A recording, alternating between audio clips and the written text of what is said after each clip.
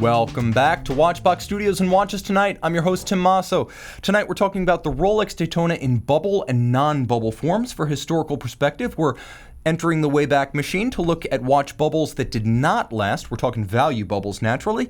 The most overused words in the watch world are on the agenda tonight, and the eternal indecision of the watch collector: to buy one monster watch with a chunk of change or to play it out over a small collection. All of that and viewer wrist shots tonight on Watches Tonight. Let's see, we got Richard Howard in the box. Hail Bop. We got Squiggly, Aza28, True Lie, Watch Doctor. Welcome, guys. Welcome, Matt Foster. Okay, there is no better place, because they pay me and because I am a satisfied client, to buy, trade, and sell your watches than thewatchbox.com. And you should check out our new beta version of the site. You've complained, we've listened. It's better. Break it and let me know at mondaymailbag@thewatchbox.com what failed. I'll also mention that I will pay you for your time. We have a new giveaway watch. This one is going to be up until the 21st of July. Enter, link in the description. Eligibility is international, and it is the Omega Seamaster Railmaster, 40 millimeters, anti-magnetic, a true heir to the 1950s Railmaster. This is the all-around Omega, and possibly the most interesting new Omega watch of 2017. Own one of the best and own it for free. Full boxed set, black dial, full bracelet. What you see is what you get. And join me on Instagram. Open a different window, keep me streaming, but visit my now all-video Instagram page. Like, comment. I always note it. I appreciate your support. I'm hitting 50K in 2K19, and I'm doing it with your support. You are my team on Instagram. Viewer wrist shots. You guys also provide the features and firmament of this channel. Jared S. with his William Walker. Not on the wrist, but nicely composed. Lighting, all of it, the balance, the angle. I love the wear on the watch. It's been lived in right there. Kenneth M. rocks his Omega Speedmaster Racing in Raton, New Mexico. Well done. And I like the blue jean angle too. John S. has impeccable taste in watches and entertainment. He has his Omega Speedmaster X33 Gen 2 and Watches Tonight with yours truly, even with the same shirt. All right, guys. JCS finally framing his Oris Divers 65 dive watch against a backdrop of day-glow marine life. Send your wrist shots to mondaymailbag@thewatchbox.com to see your watches on this box. You can see we've redone the shelves. It's an all-new look for $0. We make the most of what we've got. The current Rolex Daytona bubble versus unburstable 1990s Rolex Daytona value. Now, this is interesting because this derives from an experience on my Instagram this past weekend when I posted on my Instagram a 1990s Rolex Daytona 16520 with the Zenith-based Rolex caliber 4030. I appreciate everyone who commented, who liked. I read all your comments, and I appreciate the feedback because a worthwhile question was asked about the current bubble surrounding new Rolex Daytona prices. And this is a great point to make because at face value, the size, appearance, the pre-owned market value, essentially everything but the innards about the 90s Daytona and the current Rolex Daytona are almost identical. And again, they are trading at nearly the same price on pre-owned exchanges. But comparing prices of modern and vintage Rolex at face value is impossible. Consider an example, and a great instructive one, from the automotive world. We're going back to 2008, the bad old days, when Barrett Jackson sold a 1963 Pininfarina-bodied Corvette Rondine concept car for $1,760,000. It was a one-off, it was gorgeous, and today, that car is still worth everything paid and more. But the same year, Barrett Jackson auctioned a first production unit of the 2009 Corvette Zr1 as part of a charity benefit for United Way. This is an example of how passing market distortions can create illusory value equivalency for a limited time. Today, you can buy that Zr1 all day long on AutoTrader for $50,000. There was neither a supply nor demand factor to sustain a $1 million price, and I might just go along and do that because the Zr1 is an incredible performance value and reliable as a Chevy. So the nice thing there is that if you want one cheap, you can get it, but if you paid $1 million, you better have felt great about the money going to a good cause, because that was not sustainable. Logically, after the excitement of the model launch, the ZR1 became a mass-produced car, and the Corvette Rondine remains a $1 million vintage relic. Now, the current Rolex Daytona's retail price is $12,400 US. While wait lists at dealers are long and pre-owned prices average twice the retail, so about 25 grand right now, there is no rational basis for this markup. And before I jump too deep into that, I want to acknowledge some of our fans in the box. We got Christopher Peterson in the house, True Lies, saying, I don't think the Daytona is in a bubble. All the other stainless steel watches kind of are. Okay, we'll consider all those points. And Joe Smith saying his 5164A Patek Travel Time is the best modern everyday watch. Stay tuned, Joe, because there's going to be a Patek Aquanaut at the end of this feature. And right here we've got Edward Ledden of Sweden saying 2008 Scuderia Ferrari fans will get that one. We're all friends here. We understand it's unspoken. And we've got Paul McShay joining in from Ireland. Hi, Paul, and welcome. Okay, so here's what I'm going to say. There is no rational basis for the current Rolex Daytona markup. This is a watch that's still in production, and the 6-digit Rolex Daytona has been in production since 2000, making it the longest running non-redesigned current Rolex model. So it has not had a full model redesign since the year 2000. Was it Y2K compliant? You better believe. But if you think this watch is rare, Rolex has other thoughts. They know how many they've made.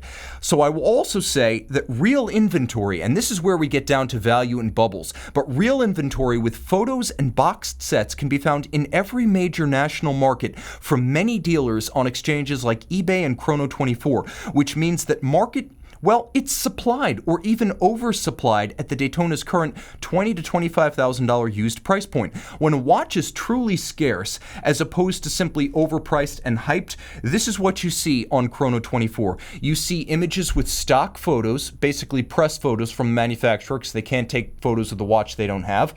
You see notes like available in X number of days or X number of weeks because they take your money and then they try to find the watch. Or you will find call for availability. And that's the third sign that a watch is still on the upswing of its demand curve. When you see real inventory, that's a sign that we're sort of at the end of the process and the end of the rail ride. When large numbers of dealers have actual inventory, the bubble cycle approaches its final phase. So what does the terminal phase look like? Well, consider this. It indicates that a huge number of steel ceramic Rolex Daytona owners are speculators looking to cash out and not end users. End users pay the real price for a watch. Speculators essentially sell to each other, adding markups, hoping that they can find another speculator willing to pay more or an end user so they can cash out. Online hype, I have to mention, and, well, here's the thing. Government easy money policies can only support an illusion for so long. There are a bunch of these modern Daytonas available right now and production is ongoing. The last phase of the bubble always involves speculators selling to each other. Copious real inventory in their hands suggests we're getting there. Now consider that 1990s Daytona with the Zenith movement. Technically, it's not as accomplished a watch. Older watches, and these are now well into their second and third decades, are going to have some handling and wear restrictions. But that Zenith Daytona is the equivalent of a 1966 Jaguar XKE, the E-Type, Series 1. No more will be made, and the original is scarce if it's in good condition and, even better, has a Jaguar Heritage Certificate. Its $139,000 value represents a 53-year cycle of newness, merciless depreciation, used car pariah status, and eventual return to glory as an acknowledged classic, with money being put in to maintain, insure, and restore the car all the way along the line. So the real money you make here is dubious, even if you're the original owner. Now consider that's the real value of the car, earned the hard way over half a century. A modern Jaguar F-Type SVR sells easily at list at a Jaguar dealer for its $138,000 well-optioned price. There are wait lists for this car, and when they're available, they sell at list. But here's the thing, that won't last. Production continues, and the entire used car cycle needs to be endured before a potential return to grace and collector status ultimately emerges, and it's the same thing with watches. The 1990s Zenith Daytona, its $24,000 retail price right now reflects reflects 2 decades of new hotness, used watch depreciation, old news stigma when the in-house caliber Daytona debuted back in 2000 and for a couple years after that, and eventual return to glory via vintage status, rarity in that they were not common at the time and no more are being made now, and collector recognition of the model's significance as the first Rolex Daytona ever to achieve commercial success. And I need to emphasize, no more will be made, but even in the 90s, consider how limited this watch was. It was constrained by Zenith's production capacity, not by Rolex's. And Zenith split its production between its own Zenith watches, other brands that it was assisting, like Concorde and many others, and the Rolex project. There was a special room at Rolex where these 40-30 movements were built at Zenith to Rolex's specs. This is a rare watch, and good examples are scarcer still. The obvious question, we sell both of these watches for basically the same price at the watch box, so what do I recommend you buy? Well, if you're dead set on spending boat money on a Rolex chronograph, I advise you to buy the Zenith Daytona with your $24,000 Cosmograph budget, because that is value earned the hard way over 2 decades plus. Remember, this watch came out in 1988. It was discontinued in 99. That was value earned the hard way, and though there might be a little dip if the economy takes a nosedive, likely it's not going to see its value halved as the new Daytona might if you buy at 25 grand and then the economy goes south. Buy the Zenith Daytona. You'll thank me later. All right, jumping into the box right here. High and rising. Thanks, Tim, for pointing the money that was owning that Jaguar, pointing to the money that was put into owning that Jaguar over the years. People who tout collectibles as investments like to ignore that. And Kyle K saying, I'm wearing a Zenith Chrono right now. Ziggy saying, wait for the bubble to pop. I agree. If you want a recent build Daytona, that's the way to go. And it's something saying, you know, Daytonas are not rare. If you have money, you can get one at the drop of the hat. Definitely artificial. And I could see Garrett Miller saying Brigade Type 20 over the Daytona all day, and I don't disagree with you. Provincial Gentry saying Zenith's movement is categorically better than the Rolex. The finishing on Rolex is akin to Omega, but keep paying those premium boys. All right, and then Russell 996 saying buy the ceramic now. Why not? Instant gratification, eh? And then Greg P saying, Tim, what is the story behind your shades you rock from Sarasota, Florida? Well, I agree. Thank you. I do rock. No. I pet rock. I'm static and inert until they turn on the lights here. So the glasses are on my head so I don't lose them. I put them there when I'm indoors because this would be so much weirder. Although arguably cool, it's how Eric Bloom performs his concerts with the Blue Oyster Cult. So when I'm not wearing them, I put them there. Josh and I went to Geneva to visit FP Journe. He lost his Ray-Bans. Guess what? These came with me and they came back. So it's basically just a precaution, nothing more. It's not a style statement. Tobias saying, hey, Tim. And then Jacob M saying, why can't we buy these Daytonas at $12,500? Wait lists and pre-owned markups. And I have to admit, we're part of the pre-owned markup scheme. You can buy the watch immediately, you can get it full box and papers, but you're going to pay for your time because time is money. Let's take a look at previous new watch bubbles that burst, looking back at famous cases of modern times. The 2005 Panerai Luminor 1950s 8-day PAM 203, a sub $20,000 new watch that became a $100,000 used watch literally overnight on pre-owned markets. Some explanation is required because that's kind of crazy. This was a 150-piece limited edition built around an old Angelus SF240 clock movement that was modified for use in the wristwatch. The resulting limited edition was sold by Panerai at face value as a virtual modern-day continuation of the Panerai 6152 1950s Italian Navy reference, which was the design basis for the watch we now call the Luminor. This 150-piece Panerai was considered to be the Luminor equivalent of the 1997 PAM 21, the 60-piece platinum Rolex Codebert-powered Radiomir. It was the first modern Radiomir, which was basically a recreation of the old Panerai wartime reference 3646. So, Jose Perestroika of Periscope, a great blog and a great Instagram account, has persuasively dismantled the mythos around this watch, and I encourage you to look into that. But back in 2005, it was red hot. Each example was allotted to a collector pre-approved by Panerai CEO Angelo Bonatti personally. There was a friends and family policy to get one of these watches, and the original retail price was under $20,000. This rapidly jumped to and above $100,000 as a used watch, and then prices fell to as low as $40,000 over the next decade. Today, prices hover between $50,000 and $60,000, and remember, we're talking $100,000 in 2005 dollars. Factor in inflation, and today, if you got in at $100,000 thinking you were going to make a fortune over the next decade, you are perhaps $50,000 underwater. It wasn't just the era of underwater mortgages. That Panerai joined the club and stayed there. Of course, if you bought new, you did great, but just about everyone flipped these watches. A cautionary tale. Now, Rolex. There have been Rolex bubbles before, and this one's interesting because it also applied to an economic era that was at end of cycle. The 2007 Rolex Milgauss GV. It was radically different. It was a risque Rolex that was the spearhead of a revived Milgauss line, the first since 1988, so that was a big deal. Green crystal, Rolex's first. You had a lightning bolt seconds hand for the first time since the 1960s, and orange accents on the dial. This looks like something you would see from Bamford. This is a factory Rolex watch. The best Bamford can do is turn it black. It was that crazy. And back in 2007, so was its market. These watches were marked up to double retail. At every dealer, they were waitlisted. And again, if you had to buy, immediately you would pay. Time being money, you would pay the watch at 100% above MSRP. What happened? Well, we all know what happened. The global economy took a nosedive, as it periodically does, though this one was particularly bad.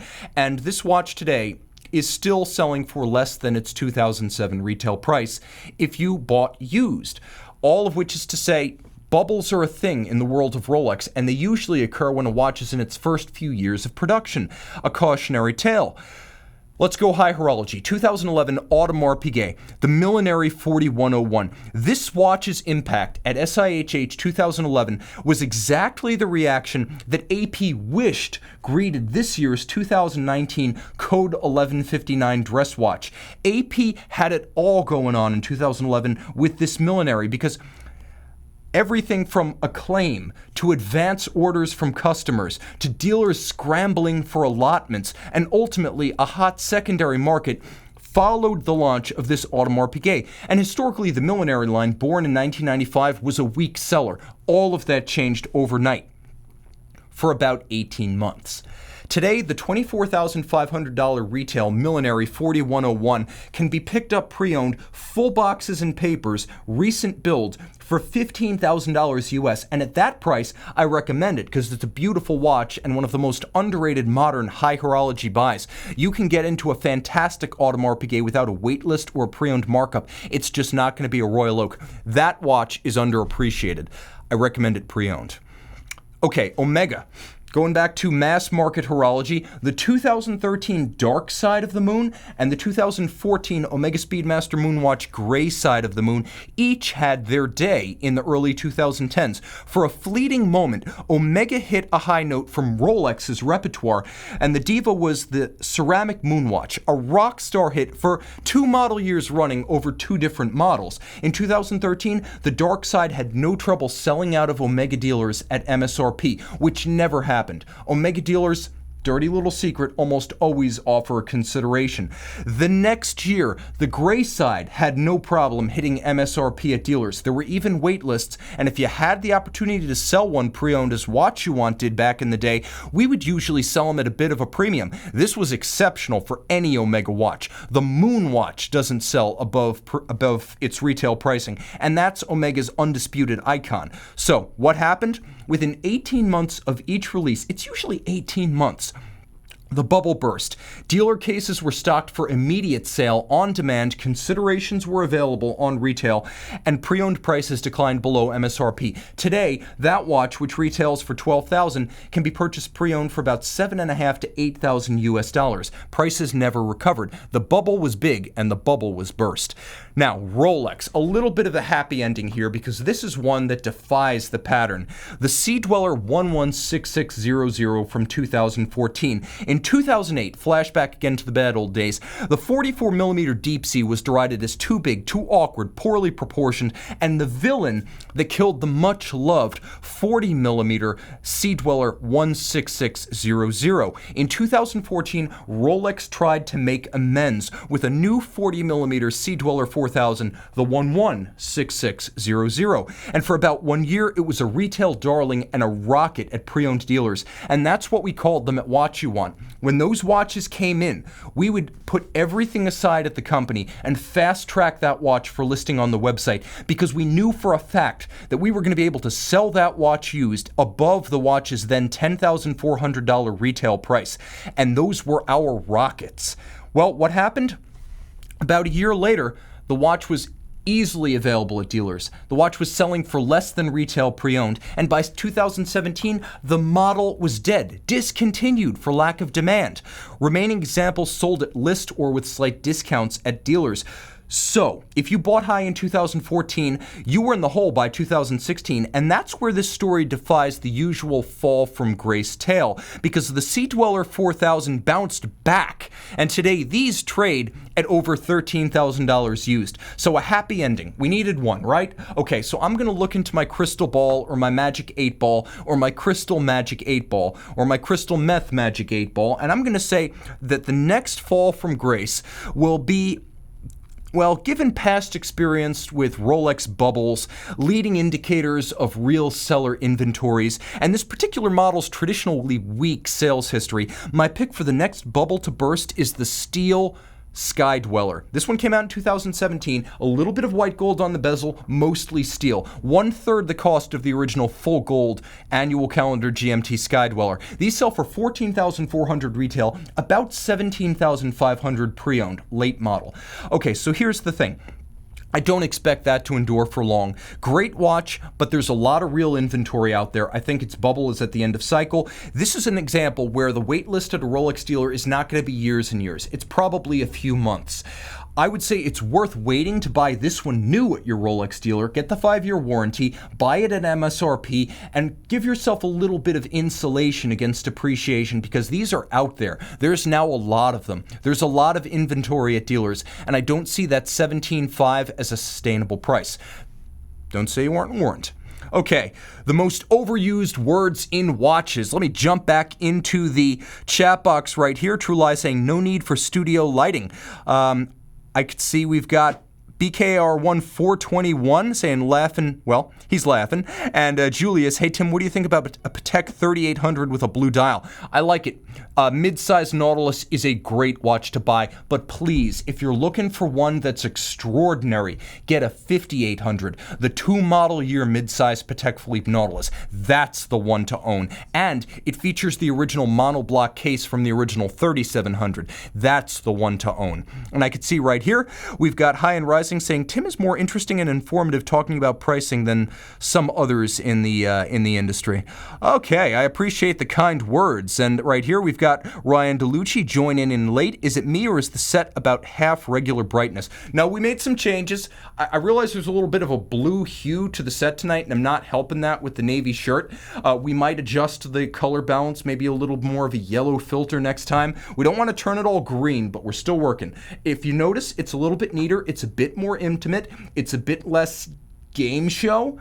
We are making improvements within the scope of possibilities. So, right here, Mark S. saying that's a green screen behind Tim. I'm going to prove that it's not.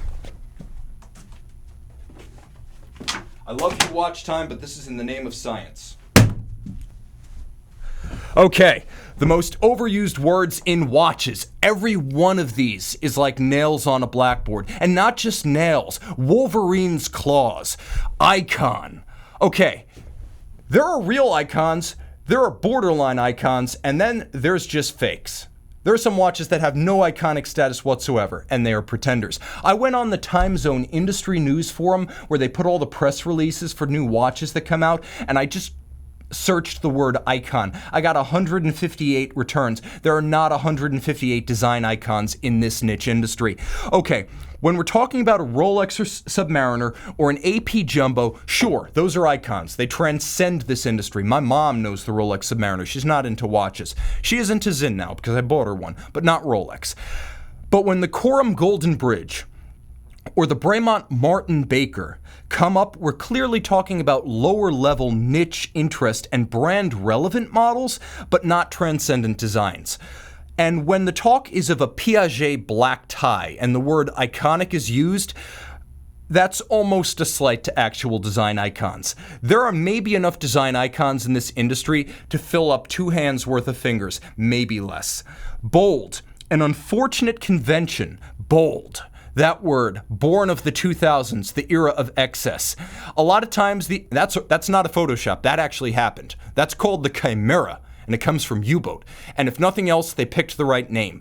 But it's a euphemism, this word bold, for too big, absurd, and dubious taste. Oftentimes, these watches carry names like Bang King Chrono Diver Titan Extreme XL, with the word extreme actually spelled with an X. It's often used preemptively in press releases to frame ridiculous design choices and excessive case sizes in phraseology that pressures you to validate your manhood rather than call an ugly spade an ugly spade. What do you mean this Chrono Diver Titan Volcano Extreme XL looks as hideous as the squid from Watchmen? Watchmen the comic, by the way, not the movie. Are you not bold enough to wear this watch, little man? And thereby, bold becomes one of the most obnoxious and overused watches in horology. Jumping towards patina. Patina, a once innocuous word that had little relevance to watch collectors. In general, this means one of 3 things, each of which is played out. First, visible damage to a vintage watch that someone is trying to convince you is worth way too much money. Patina. Watch out for that word. Second, a cloying application of fake tritium or radium fade lume on a modern watch designed to make it look old. JLC, I love you, but I'm not letting you get away with that one. That looks downright orange. These are pre-torn jeans for your wrist, guys, and those are way played out. Those are almost vintage. Some company selling a bronze watch, this is the third use of patina, wants you to know that the case will accumulate crud over time and that you should consider this a feature, not a bug. So patina, damage, cloying dials, and crud on your watch. That's patina, and it's overused. Investment, how we delude ourselves in the watch collector fraternity. This one speaks for itself. There are so many better watches than will ever be investments. Like a Zin U1. That's not an investment. And there are so many better investments than watches. It goes both ways. There are investments that are more secure, more projectable, more lucrative, more liquid, that don't have the maintenance costs of luxury watches. A salesman telling you a watch will increase in value and make you richer is a sign of trouble ahead. That's one of those yellow light experiences when buying a watch from a seller. So investment, overused in the watch world. And that's one of my ears bleed. That's one that makes my ears actually bleed when I hear it. Gerald Genta. A bit of a surprise, and this is nothing against Gerald Genta himself, but contrary to the obsession with him, there are other talented watch designers. Magali Maitre, look her up, very important in the 2000s and to JLC, who were more relevant and are more relevant and still practicing. So here's the thing, Genta's name is dropped so often that he's given credit for watches he didn't actually design, like the Vacheron 222, in addition to the ones he did design, like the Nautilus and the Royal Oak. Plus, Genta's long reign of hype has eclipsed still living innovators who deserve their due and design pioneers like Elaine Silberstein, who supplants Gerald Genta as the owner of watchmaking's best mustache. Elaine Silberstein, case closed. You've got it all going on. Handlebar to the extreme. And a very important pioneer of independent horology, doing it in the mid-'80s when F.P. Journe was still making pocket watches. All right, in-house movement. Guys, please, please, please, in-house movements. Always take this with a grain of salt. A literacy test to determine a collector's grasp of quality. As a litmus test, in-house customer caliber distinctions weed out those who don't have the tools to evaluate a watch on its merits. Don't let them make you their dupe. Look at the movement in the watch and judge it based on concrete factors that anyone can observe firsthand. This in-house Audemars Piguet 3120 automatic caliber in a Jules Audemars dress watch is an in-house caliber. It's technically accomplished, but it's mostly machine finished. In an artisanal product, you expect an artisanal movement. In-house, but not high horology. This Roger Dubuis RD57 in a Sympathy 37 started life as a Longines L990 designed in the late 1970s, but after being regulated by Roger Dubuis himself during the 90s when these were on sale to earn a Besançon chronometry certificate and finished to Geneva Hallmark standards, this RD57 customer caliber is worth more to a collector looking for total quality and refinement than that Audemars Piguet in-house 3120. The 3120 is going to be tougher and more reliable, but if you want beauty and handcraft, you want this Roger Dubuis RD57 based on an old Longines. Now, deployment clasp. Deployment clasp. Deployment is what happens when you're in the military. Back in the watch world, we have deployant clasps. And I hope I'm not wrong because there's an entire Watch News website that's built around this word. It's the title card. It's a great site to visit. I recommend it. But deployant is the word, not deployment. There is no such thing as a deployment clasp. And when you see a watch seller talking about a deployment clasp, again, that's one of those yellow light scenarios for your interaction with that seller. It's a simple watch literacy test. Deployant clasp. Okay. Jumping in right here. We've got Watch Crazy saying definitely. We've got Sam Davies saying that this is great entertainment, and he's a fan. I appreciate the shout out. And right here, I've got Ryan D saying, I'll put my Stoa Flieger with an ETA against many. And NS something saying, Patek in-house, refinished Lamagna awkward. Hey, give me the CH2770 and a 5070 chronograph any day of the week over a 5170 with the in-house 29535. And then right here, we've got Christopher Rogers. Hey, Lance Armstrong just asked where his Oakleys are. I wouldn't know because he wears the M frames and I wear the jacket too. Half jacket, too, to be precise. Okay, and right here, we've got Blue Shirt Buddha, a fan, and Ryan Carl, Elaine Silberstein, a legend. He truly is. And via collaborations, for example, with MB&F, he's still in the game.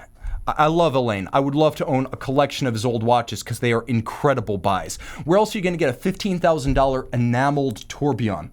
Elaine Silberstein, made in France. Okay, question. The big question. One huge watch or many smaller watches in your collection. Let's say you've got 40 grand in your watch budget. You could have the following options. One Patek Philippe Aquanaut 5167A, available immediately at that price. Remember, these are watches that when new cost $19,730. So yeah, pre-owned markup, but if you want it immediately, 40 grand. Or you could have all of the following, every single one of the Rolex Milgauss GVZ Blue. Buy it new for $8,200. I think that represents true value. You get the full 5-year Rolex warranty, and this is a watch you can buy out of cases. There is no wait list right now, nor is there a pre-owned markup. You might even buy it for a little bit less pre-owned, and it is my favorite Rolex and the first Rolex I will ever own. The Audemars Piguet Royal Oak Annual Calendar. You can pick these up for $14,000 in fine fettle with box and papers. This is a rarely seen model, the 25920 ST, the Annual Calendar Royal Oak midsize from the late 90s. 2 model years, and you can own a Royal Oak complication for 14 grand.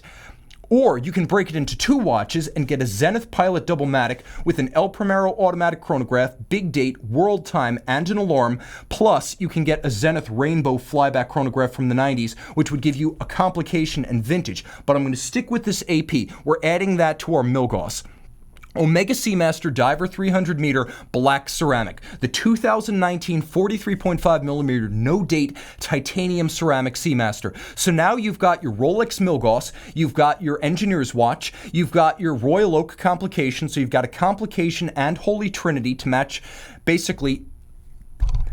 status with the Patek, and you've got a dive watch and a great one. Now you're going to add a Zin 103 SABE, the 500-piece blue limited edition from last year, 41mm stainless steel figure on paying about $4,200 pre-owned for one of these because they are sold out. And finally, add a JLC Reverso Grand Tie to make yours different on a full stainless steel JLC Beads of Rice bracelet. Now you've got your technician's watch in the Milgauss. You've got your AP Holy Trinity and a complication in the Royal Oak. You've got the Omega Seamaster dive watch, you've got the Zin 103 pilot's watch, and you've got a JLC Reverso, an iconic dress watch, a full collection all in one place. Now, where does that bring us? Well, it brings us to the point at which I can say, here's where you would pick option 1 and here's where you would pick option 2. In favor of option 1. After all, you can only wear one watch at a time, so wear a great one all the time. There's an argument to be made that buying the single best watch and putting it on your wrist all the time is the best option for a lot of guys. And if you don't see yourself as a prolific collector or a potentially prolific collector, that might be the choice for you. 2. You're looking for an epic watch to mark a one-time occasion of great import, a milestone. Let's say there's an extravagant wedding, and this is going to be some sort of a wedding gift. This is to mark your elevation to partner at the firm or the practice. One great watch is probably a better way to mark the occasion than a box full of watches that you individually might not love as much as that one big piece. And I would say also, when that one big piece indisputably interests you more than anything else, the heart wants what the heart wants. And if it wants a watch that you're budgeted to afford, it probably wouldn't be the direction I'd take, but go in the direction that pleases your sensibilities as a collector. This is an emotional hobby after all. Finally, if you're a veteran collector and you really know what you want, you know yourself, and you have a plan that includes that one big watch, if you've done this before, you've made mistakes, you've learned the lessons, and you're ready, then buy that one big piece. Now, in favor of option 2, buying a bunch of watches and building a collection, let's say this makes your buys more of an experience. The process of researching a watch, for me as a collector, is a big part of the fun of the purchase, but it's also what endears me to the watch and endears the watch to me. I all of a sudden have all those memories of learning about the watches, the people who educated me, the collector forums I visited, everything I read, the histories, the books, the magazines, and by creating an experience of shopping for each one of these watches, you create a story behind each one of these watches, and you can stretch that experience, if you want, with those 5 watches over 2 years. Get involved in the forums and the communities for Zenith, for Audemars Piguet, for JLC, for Zin. You get a different experience in each one, and by stretching the purchase out over a collection, you get the most out of the watch collecting hobby as a lifestyle and an experience. Second, you'll end up with a diverse portfolio of watches well suited to different moods, activities, and apparel. We've got everything in there from our sports watch to our dress watch to our complication to our Holy Trinity to our dive watch to our pilot's watch. You're covered. You have the means. Let's say you have the means, but you're relatively new to watch collecting. This is another reason why you'd pick the many watches. You need to get a sense of your tastes. It's easier to do this via incremental collection and researching than by committing for one huge, no margin for error purchase. $40,000, $20,000, $10,000, whatever it is, it's a lot of money, and you need to make the right choice. Breaking it up gives you some opportunities to make mistakes without making the biggest mistake. Liquidity. If you wanted to sell the watches, it's always easier to sell one $5,000 watch than to try to unload a Patek Philippe that you paid $40,000 to acquire. Certainly, it's easier to unload the smaller watches on your terms. You're going to take a bigger bath on the Patek. Now, you don't actually need the $40,000 chunk of change to get started. Here's the other advantage of buying the collection over time. If you've got 40 grand, great, you can make this choice right now. But a lot of folks don't have 40 grand. And if you've got maybe $5,000 once every 6 months, it makes more sense to start collecting and get that collection together without putting yourself in a single one-time financial jeopardy that you're not ready to undertake. So if you don't have all the money in one place at once, the collecting theme definitely makes more sense. And finally, you're not inextricably enamored with one big watch. Buying the big piece is a huge emotional and financial commitment. I would rather forget about that if I'm not head over heels in love and move on to the collecting theme and buy many watches at a lower price. I would just have more fun with that. And as a collector who's made mistakes and moved on from high dollar watches that I liked in the moment but unloaded in the long term, I think owning many small watches instead of one big is easily the direction I would go. Tim Mosso 2019 prefers option 2. Viewer wrist shots, you guys providing me with content. You do all the work for me. Abdul R in the Black Forest of Germany on vacation On the French Riviera in Nice with his Zin 356 Pilot 2. Andreas W. of Sweden, coming to us from Europe, overlooks Santorini, Greece with his Breitling Avenger 2 GMT. Great to get some Breitling content and a wonderfully framed shot. Chaz M. triples up our Zin love tonight. I'm wearing mine. We've seen Abdul's, and now we have his Zin 104 STSA, a lovely piece and great value. I love the classical 45-degree wrist shot with a framed background. Marcio M. of Maastricht and his Patek Philippe Calatrava Pilot depart Brussels for the USA with good company. We've got right there Jason and Elena on the trading desk. Guys, thank you so much. Send your wrist shots to mondaymailbag@thewatchbox.com to see your pieces on these pixels. Remember, if you're just joining in late, link in the description. I'm giving away an Omega Seamaster Railmaster, and I'm picking my winner on July 22nd on this show. Also, comment below. I like to respond after the show. And check Tim_Mosso on Instagram. Help me fill that gap and hit 50K in 2K19. My Instagram is all video, and I'm updating tonight and nightly. Thanks to you, thanks to my crew, Time Out, Tim Out, and thank you for logging on and making the best job in the world possible.